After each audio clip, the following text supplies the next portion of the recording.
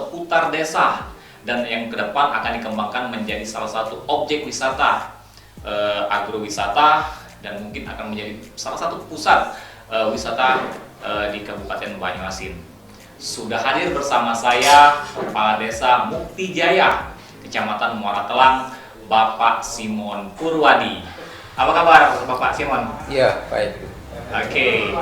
Oke Bapak Simon, ini kan saya mendengar dan melihat perkembangan Desa Mukti Jaya ini di Kabupaten Banyuasin khususnya Pak Simon ya. Nah jadi boleh bercerita sedikit nggak Pak, awal dan dasarnya itu Bapak terpikir untuk menjadi seorang kepala desa ini, terus Bapak memiliki sebuah visi dan misi bagaimana Bapak mengembangkan Desa Mukti Jaya ini agar lebih maju lagi. Boleh bercerita sedikit Pak, apa sih visi dan misi Bapak sebagai kepala desa di Desa Mukti Jaya ini? Iya, pada dasarnya tugas seorang kepala desa atau pemimpin adalah mensejahterakan masyarakat di wilayahnya. Itu dasarnya. Kemudian karena untuk mensejahterakan masyarakat inilah, maka kami punya visi dan misi. Visi misinya adalah menjadikan desa ini desa Pancasila, desa wisata, dan desa mandiri. Ada 3 hal, artinya desa Pancasila, desa wisata, dan desa mandiri. Ya. Oke Pak, boleh dijelaskan mungkin secara terperinci kenapa desa ini harus mengedepankan desa Pancasila, terus desa pariwisata, dan desa mandiri. Dari desa Pancasila dulu nih Pak, kenapa kita memiliki visi dan misi menjadikan desa ini sebagai desa Pancasila Pak?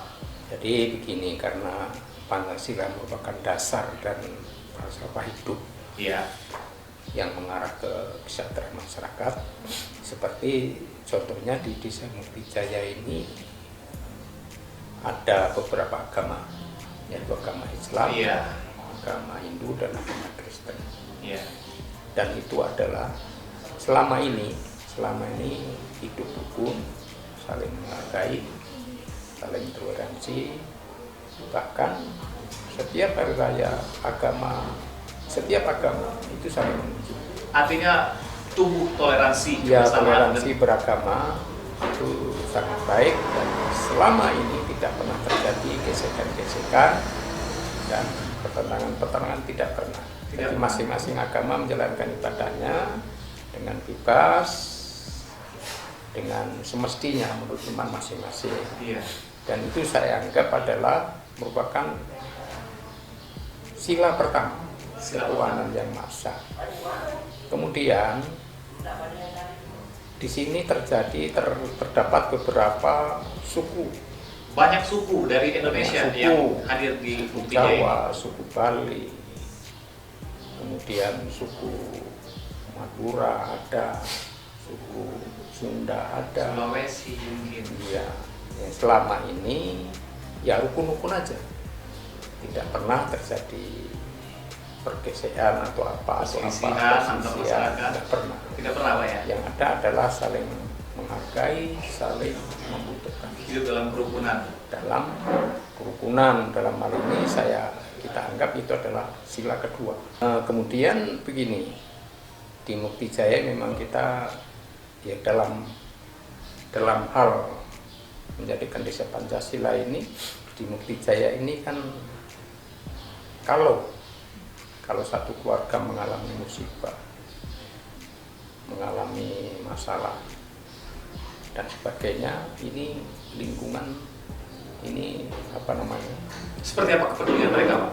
Kepedulian mereka itu begini ya, contohnya kalau ada orang meninggal misalnya kan, ini selama 7 hari untuk umat Islamnya, khususnya selama 7 hari ini beban ini diambil oleh lingkungan, biaya yasin dan sebagainya.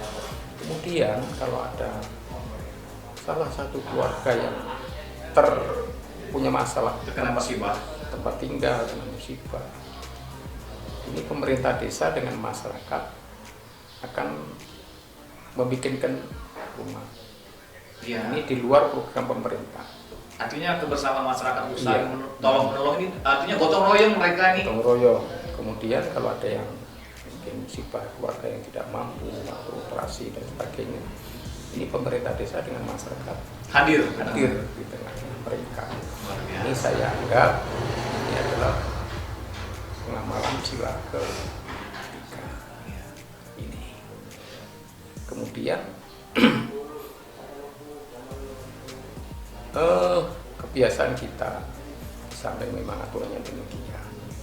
Ini pemerintah desa kalau punya rencana, punya program itu selalu dibicarakan dengan masyarakat BPD. Dalam arti yang mewakili masyarakat itu kan BPD.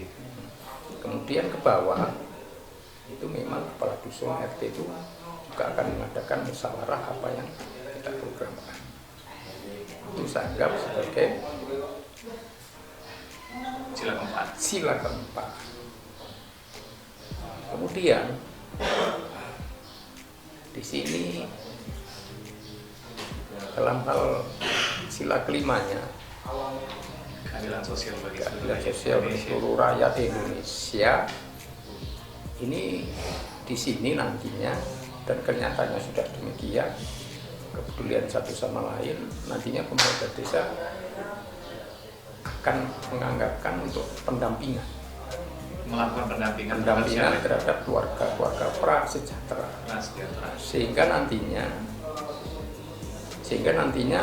keluarga prasejahtera yang dikatakan keluarga miskin nanti sudah bisa duduk bersama dan berdiri sejajar dengan keluarga yang lain. Nantinya ini akan di samping nanti kita harapkan dari tempat wisata ini juga akan kami anggarkan dari desa. Oke, itu tadi visi misi yang pertama, Pak ya.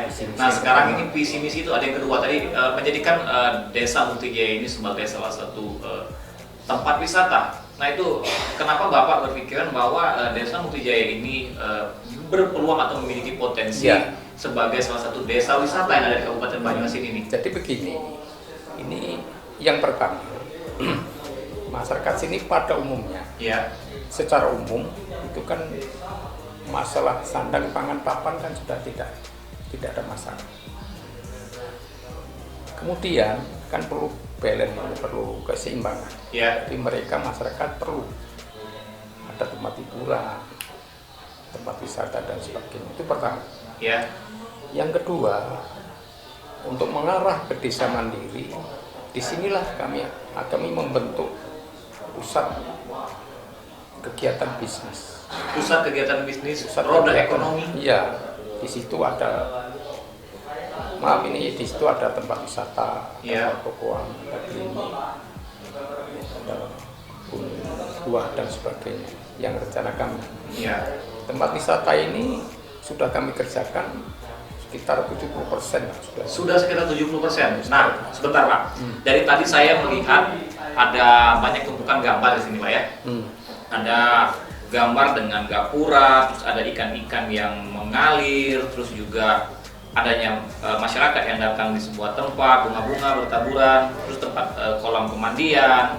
Di sini banyak sekali. Nah, boleh dijelaskan nggak Pak? Kira-kira Pak, ini kan makna dari banyaknya gambaran-gambaran atau action plan ini Pak ya, mungkin rencana ini. Nah, ini apa Pak? Boleh bisa diceritakan Pak? Ya ini sesuai dengan fungsinya tadi, itu sebagai tempat masyarakat menghibur diri, melepaskan kepenatan selama bekerja keras berhari-hari. Ya, ini juga untuk memudahkan masyarakat mendatangi tempat wisata. Ini memang kami buat selengkap mungkin. Selengkap mungkin. Apapun ada di situ. Di tempat ini Pak ya? Tempat ada kolam renangnya, ada air mancurnya untuk anak-anak, ada kolam ikannya. Ya, ada tempat saung-saung untuk anak muda, kemudian ada restoran, ada kuliner, kemudian ada kolam pemancingan mungkin situ ada Pak? Iya, nanti di situ itu bukan kolam pemancingan nantinya, adalah kolam ikan yang memang di tengah-tengahnya ada semacam pulau nanti. Nah, kemudian di sebelahnya itu adalah tempat bermain anak-anak, main perahu-perahuan, TP-TP-an dan sebagainya. Di tengah-tengah itulah ada saung. Saung mungkin tempat berkaraoke secara terbuka. Tempat melepaskan penat ketika berlibur bersama dan keluarga.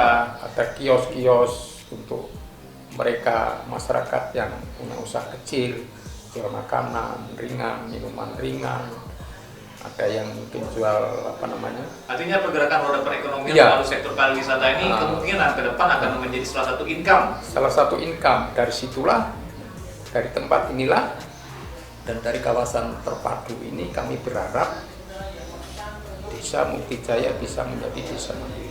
Menjadi desa mandiri. Oke, artinya kita memasuki di visi misi kita yang ketiga.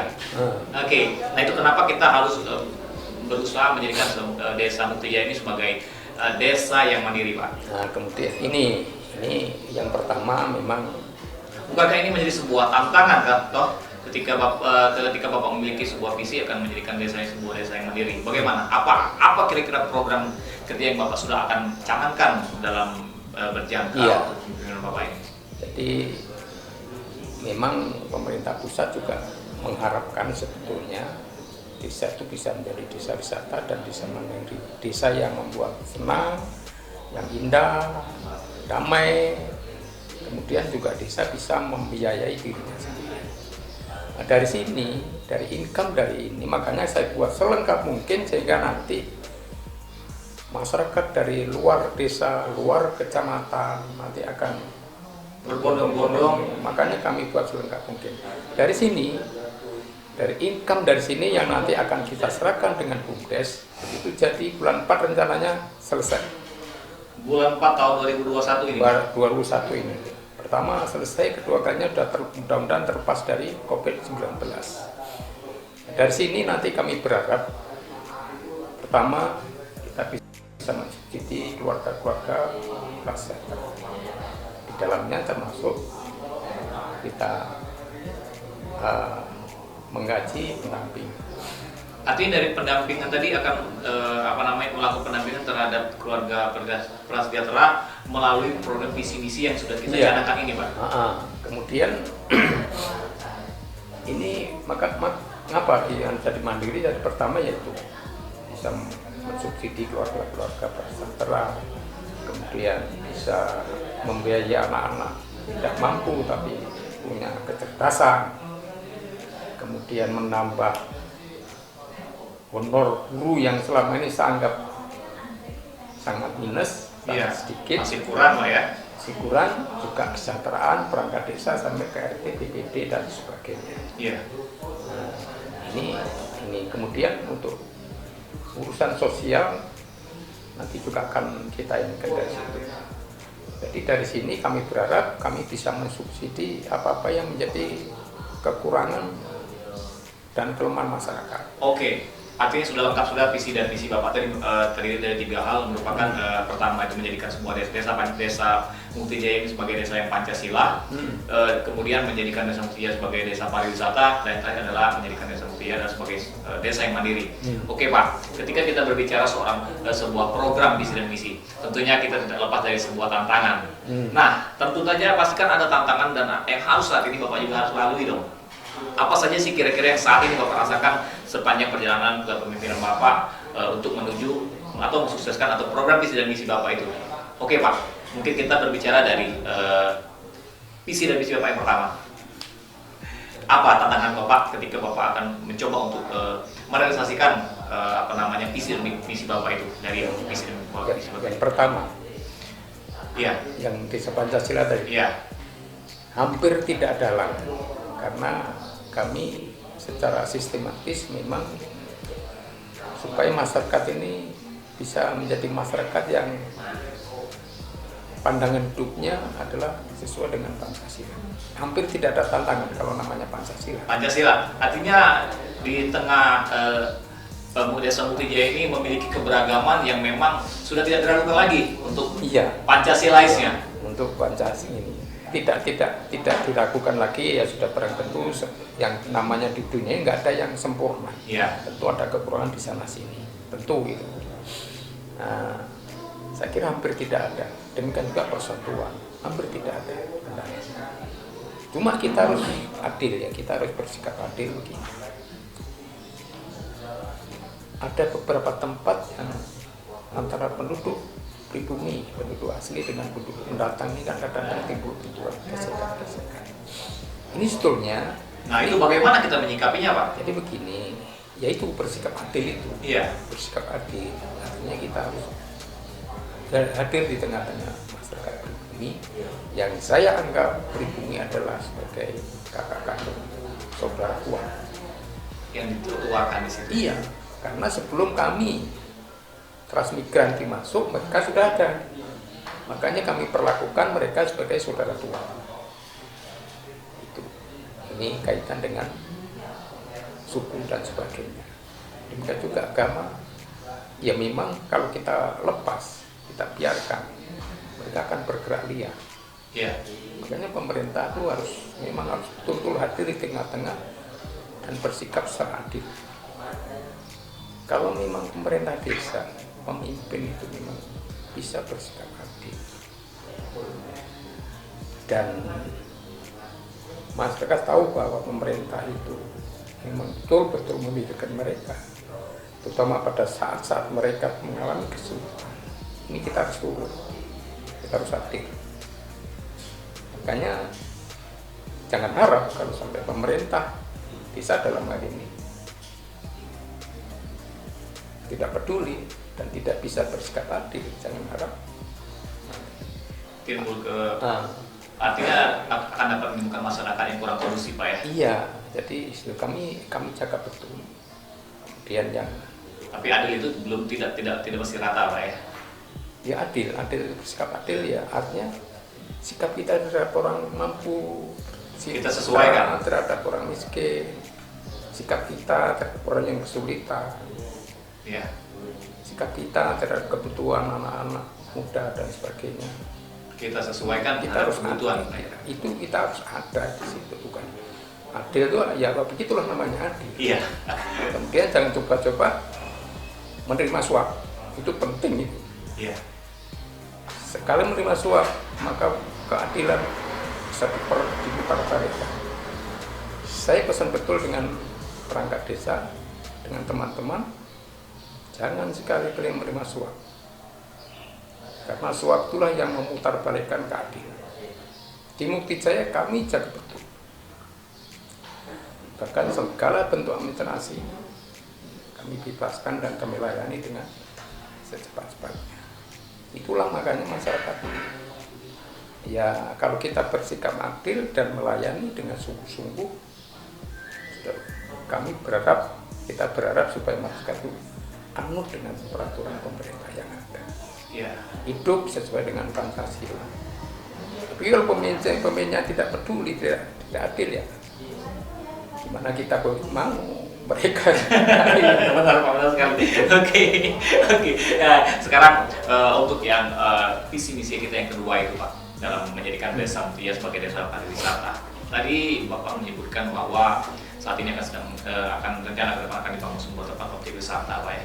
Bisa diceritakan Pak, tantangan yang saat ini memang mungkin masih menjadi perhatian serius atau memang butuh tenaga dan ekstra?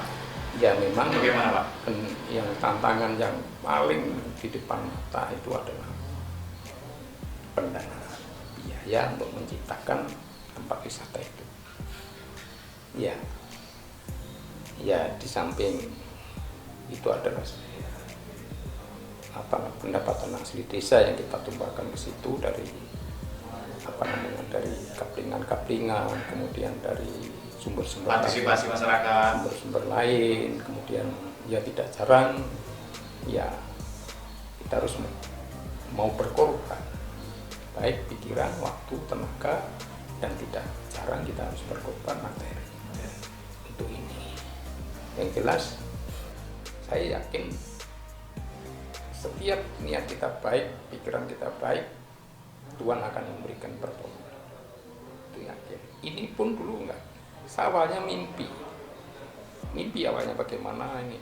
Akhirnya saya gambar di sini tempat wisata, di sini klinik, di sini pabrik beras, di sini pasar, di sini kebun.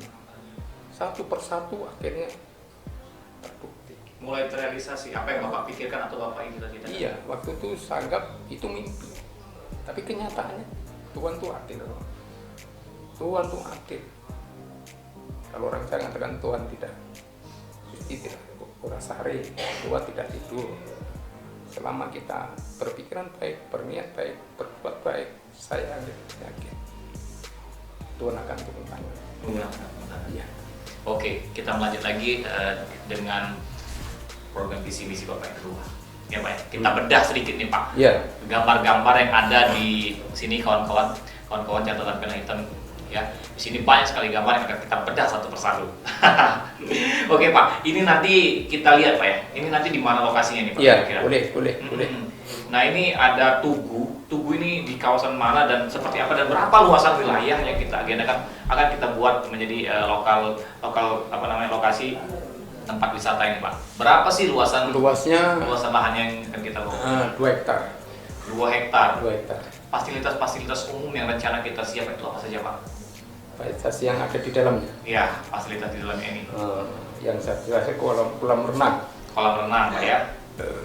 Kolam renang untuk laki-laki perempuan. Itu beda? Lain, dua kita bangun kolam renang 15 kali 40. Wah, banyak 2 sekali. buah. 2 buah. Satu laki-laki, satu perempuan. Ya. Tidak digabung artinya Pak ya? Enggak. Ya. Oh, ini Pak ya. Selain itu apa lagi Pak? Kemudian ini tempat permainan air. Oh, tempat permainan air. Untuk perahu, Wahana air Pak ya. Air untuk anak-anak. Nah, di tengahnya itu ada semacam pulau. Itulah nanti saung yang untuk seni. Oh, jadi di sini di tengah-tengah kolam itu akan ada saung, Ya. tempat makan, tempat santai gitu Pak ya. Tempat untuk anak-anak muda menyalurkan bakatnya, menyalurkan seninya dan sebagainya. Oh, seperti itu. Oh, ini Pak ya salah satu contohnya nih Pak ya. Nah, Kalau ini apa? Ini bukan ini. Ini seperti pulau kecil ini Pak. Iya, ini dari sini, ini kan bebek-bebekan perahu-perahuan muter. Dari pulau tadi muter sini. Oh, nanti dia akan berputar Pak ya. Berputar ke sini. Oh.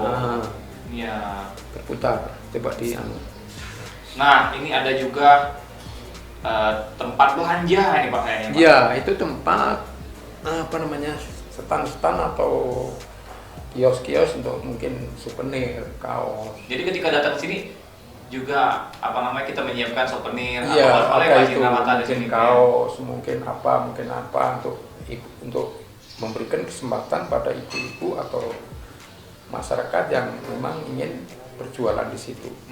Makanan ringan. Iya. Nah, itu bagaimana pengelolaan atau pembinaan terhadap kelompok kerja ibu-ibu itu Pak, sehingga nanti Bapak berpikir bahwa hasil dari kreativitas ibu-ibu itu dapat kita berdayakan di pusat penjualan atau jadi begini.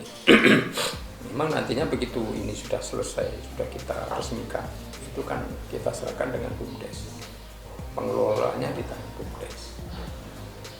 Jadi ini karena BUMDes orientasinya adalah pemerintah desa, pemasukan, orientasinya adalah pendapatan. Makanya semua yang ada di sini untuk menciptakan sehingga masyarakat itu ramai-ramai masuk sini dan pendapatannya menjadi tinggi. Artinya bisa mendongkrak pendapatan asli Iya. desa Pak di sini. Oh iya, nanti dari sinilah kita mulai untuk desa mandirinya itu. Iya. Ini mungkin sekitar 4-5 kecamatan nanti bisa kita serap ke sini. Bisa kita tarik ke Ya sini. makanya harus kita selengkap mungkin. Di sini ada pembangunan pasar Mukti Jaya Pak. Nah ini Ini di satu kawasan itu juga atau seperti apa Pak? iya di depan itu ada klinik yang sudah kita bangun, yang sudah dibangun itu yang bangun yayasan. Klinik itu yang bangun yayasan. Ya. Jadi nanti untuk untuk menangani masyarakat yang terkendala masalah kesehatan itu ada klinik. Ada klinik. Depan klinik itu kami rencanakan untuk pasar. Pasar itu kami berharap nanti Departemen Dinas Perdagangan mungkin. Perdagangan dan Perindustrian, Pak Bupati Banyuasin sudah berkirim surat dengan kementerian. Sudah Nah, bisa baik pada pemerintah. di dalamnya adalah Mukti Jaya yang diusulkan Pak Bupati. Sudah dibawa Bupati saat ini Pak? Atau seperti apa? Sudah dikirim. Sudah dibawa Bupati di dalam kementerian. Sudah terkirim ke kementerian. Ingat kita menunggu realisasinya Pak. Iya. Oke. Iya. Oke, lebih lanjut lagi Pak, mungkin bisa bercerita tentang Desa Mukti Jaya Pak. Boleh kita sambil ngopi? Yuk. Oke. Ya, kawan-kawan kita sambil ngopi dulu biar santai.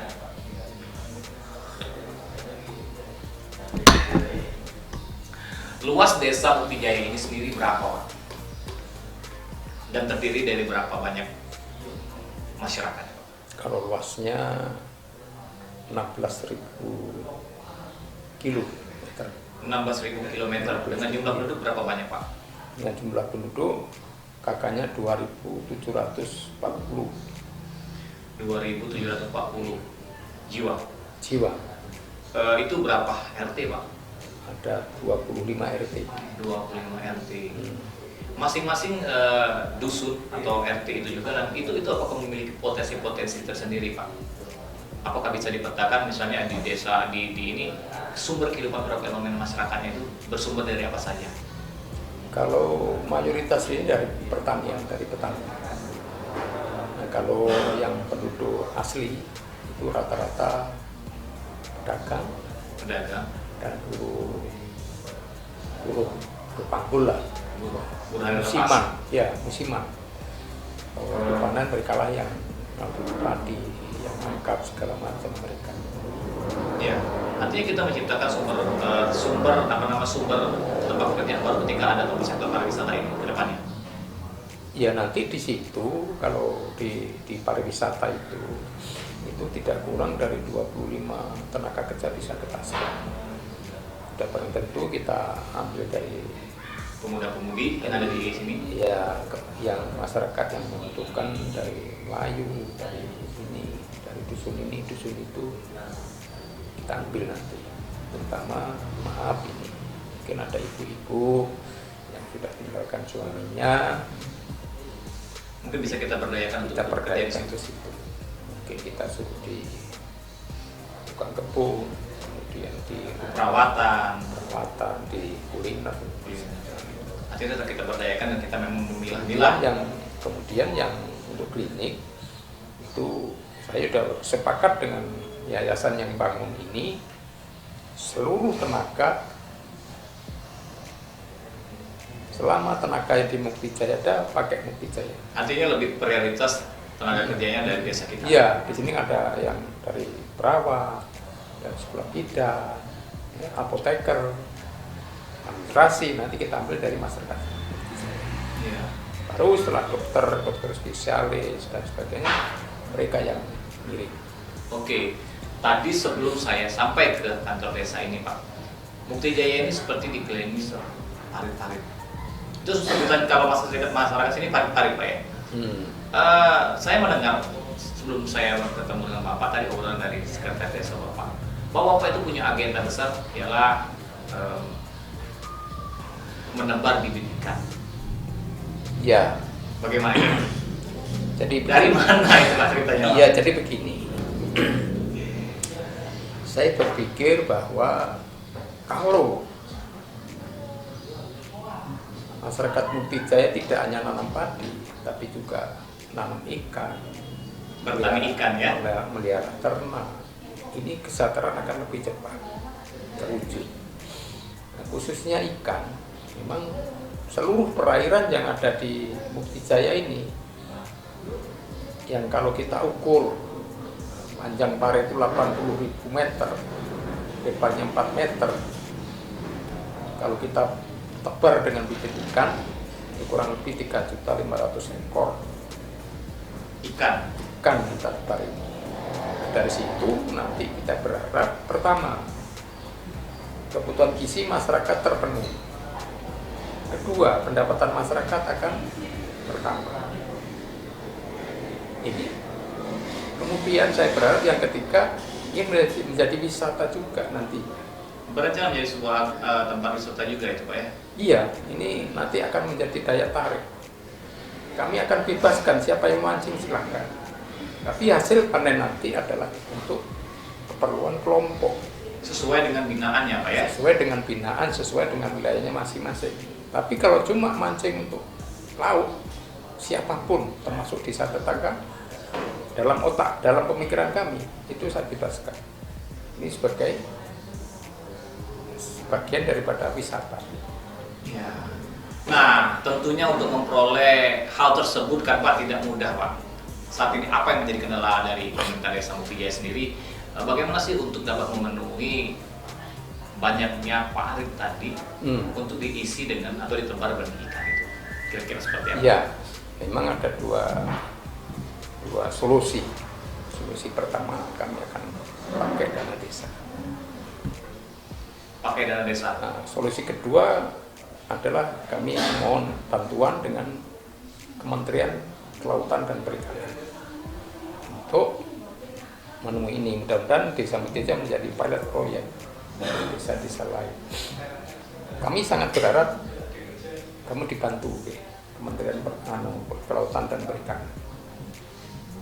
Dan dengan demikian yang namanya masyarakat yang sejahtera akan bisa tercapai. Itu yang lebih penting, Pak. Ya, nah, memang yang pertama kami mohonkan dengan Kementerian Kelautan dan Perikanan untuk membantu kami. Dan membantu atau merealisasikan juga apa yang jadi harapan. Tapi kalau misalnya dana desa kami gunakan. Ya. Tapi kan dana desa itu juga tidak sepenuhnya dapat mendongkrak atau mampu dalam menopang apa yang menjadi kebutuhan atau dalam agenda penebaran benih itu, Pak. Lalu bagaimana Bapak Ya, menyikapi? sudah barang tentu ada skala prioritas. Mana yang bisa mendorong cepat terciptanya masyarakat yang sejahtera, tentu ada prioritas. Ada prioritas. Di samping infrastruktur juga perikanan nanti. Kalau menurut saya, ini salah satu celah yang belum diisi adalah perikanan. Yang saat ini memang masih berpeluang dan Kementerian Kelautan dan Perikanan juga sedang galak-galaknya, Pak, dengan program Gemar Makan Ikan, Pak. Iya ini. Makanya kan kalau memang ikan di perairan, di persawahan berkeliaran bebas berjuta-juta ekor, sudah barang itu masyarakat nanti akan banyak makan ikan, kecerdasannya juga akan makin meningkat. Sudah barang tentu untuk menghadapi ke depan menciptakan generasi-generasi yang mumpuni ya. Iya, yang berkualitas. Yang berkualitas, memiliki daya pikir yang cerdas. Iya. Oke, Bapak, sebelum closing statement nih Pak kita, Pak ya, mungkin Bapak sedikit ada harapan atau keinginan kita terhadap pemerintah, mungkin yang saat ini nanti pemerintah berkesempatan melihat diskusi kita pada hari ini, mungkin Bapak bisa menyampaikan kepada pemerintah apa yang menjadi harapan Bapak sebagai kepala desa dari Mukti Jaya ini kepada pemerintah Kabupaten Banyuasin, pemerintah Provinsi Sumatera Selatan, bahkan dari pemerintah Republik Indonesia sendiri, khususnya dari kementerian. Ya, jadi yang penting kami sudah berusaha berbuat untuk membangun desa kami, untuk mensejahterakan desa kami. Itu yang penting. Yang kedua, dan saya sangat berharap kepada pemerintah kabupaten sampai pusat, adalah dengan program-program semacam ini mendapatkan perhatian khusus. Mendapatkan perhatian khusus dalam arti bukan membantu secara materi, tapi program. Bantulah dengan program. Kami nggak punya duit awalnya untuk membangun ini, nggak punya duit. Cuma kami sampaikan dengan Pak Bupati tempo hari bahwa kami akan bangun ini, tapi kami nggak punya duit. Bukan berarti saya minta duit, tapi ya, kami punya ide Pak, yang tolong disupport Pak. Dukungan moral dengan program. Itu aja, baik dari pemerintah kabupaten maupun pemerintah provinsi, pemerintah pusat. Dan apa yang saya pikirkan, apa yang saya mulai ini kedepannya akan menjadi perhatian serius sehingga menjadi pilot project. Iya, akan menjadi perhatian dan pemikiran daripada pemerintah kabupaten, provinsi maupun pusat. Oke, luar biasa sekali. Oke, sahabat penelitian catatan jurnalis, bincang-bincang kita hari ini sangat menarik sekali dan inspiratif sekali. Seorang kepala desa memiliki visi misi. Yang pertama memiliki visi misi sebagai desa yang Pancasila, yang kedua memiliki sebagai desa yang mandiri dengan desa pariwisata, dan yang ketiga menjadikan desa ini sebagai desa yang mandiri. Saya Riza Palembi dan Kepala Desa Mukti Jaya Bapak Simon Purwadi undur diri, dan terima kasih atas kebersamaan Anda. Sampai jumpa lagi dalam kesempatan berikutnya. Kita ngopi dulu Pak. Yes. Oke, minum Pak, silakan Pak, kita ngopi dulu. Wah, mantap Pak. Oke, terima kasih Pak Simon. Tak.